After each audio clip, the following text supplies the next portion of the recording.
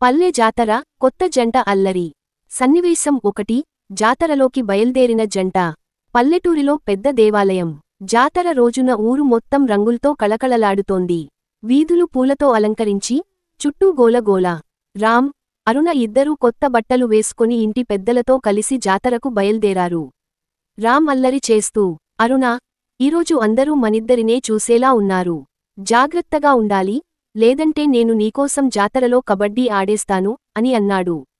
అరుణ నవ్విపోతూ, కబడ్డీ ఆడకండి, ఎలాగైనా మీకే ఓటమి ఖాయం అని కౌంటర్ ఇచ్చింది. సన్నివేశం 2. పల్లె జాతర సందడి.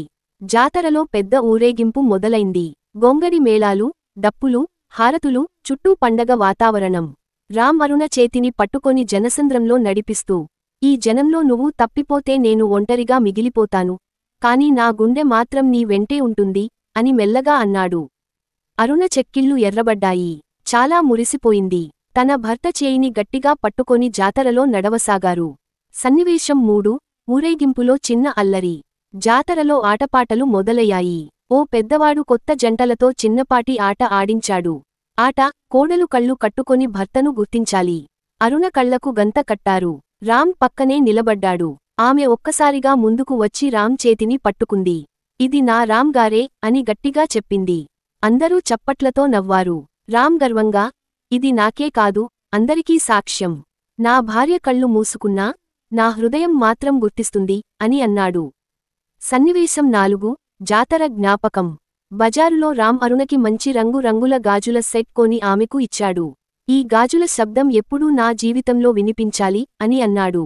అరుణ మృదువుగా నవ్వి, మరి మీరు మాత్రం ఎప్పుడూ ఈ కొంటె అల్లరి తగ్గకూడదు అని ప్రేమగా నవ్వుతూ చెప్పింది.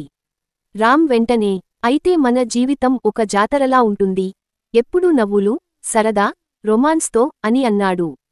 అప్పుడు అరుణ సిగ్గుతో నవ్వుకుంది. సన్నివేశం 5. రాత్రి ముగింపు.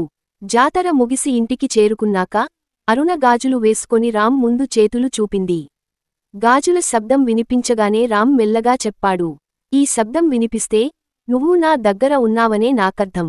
ఈ శబ్దం ఎప్పటికీ ఆగకూడదు అన్నాడు. అరుణ సిగ్గుతో నవ్వి అతని పక్కన కూర్చుంది. అతనికి ముద్దు పెట్టి హత్తుకుంది. జాతర జ్ఞాపకం ఇద్దరి జీవితంలో ఒక మధురమైన మలుపు అయింది.